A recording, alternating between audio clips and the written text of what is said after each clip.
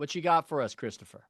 Thanks, guys. Well, one, Ryan acknowledges something that nobody else does, and I wonder why this is. For people below the age of 40, Bill Simmons is not the number one sports columnist or commentator in America. It's been Big Cat, and it's been Big Cat for at least 7 years.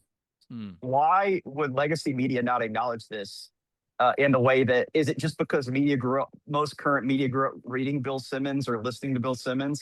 Big Cat's way bigger and nobody will ever acknowledge it. And it's ridiculous. No, there's no major Strong media case. profiles of him. No, no, the podcast has been bigger than Simmons for more than 5 years, but there's no profiles of Big Cat. We actually know nothing about his private life.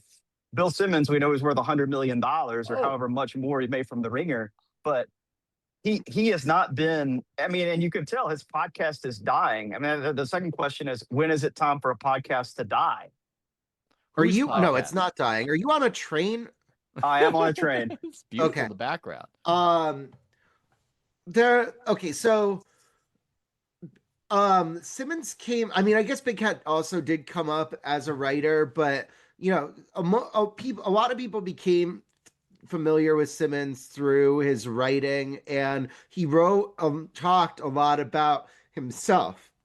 You remember, like, there was a while where, like, the Sports Gal had like a mini column within his column, and then she stopped doing it, like, out of spite because, like, they wouldn't comp like Disney World passes or something like that. But Mm.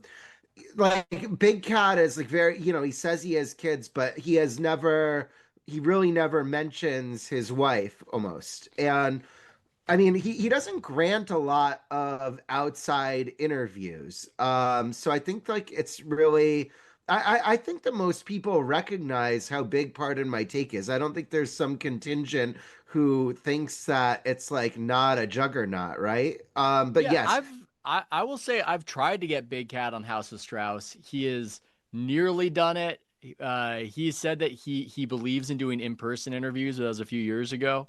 And I want to get him on. I don't know.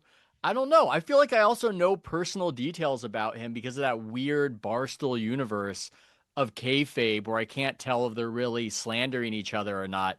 When he was exposed for having been a Patriots fan, Massachusetts guy who would then become a Bears Chicago guy, and that was a whole thing. So I think one of the answers to your question, though, Christopher, as an aside, I think it's funny that I'm wondering and worrying about how is Netflix going to possibly make it easy and habituate people to podcasts on Netflix, and we're talking to a guy on a train. I think maybe it's feasible.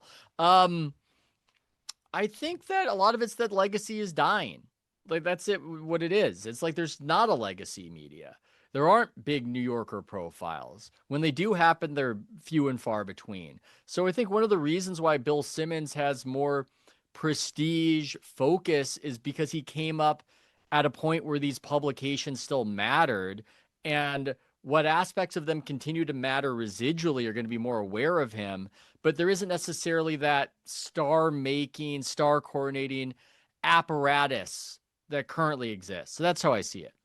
yeah, I think those are all good points, but I think, if Big Cat and Bill Simmons were walking side by side through New York City, more people would recognize Big Cat at this point.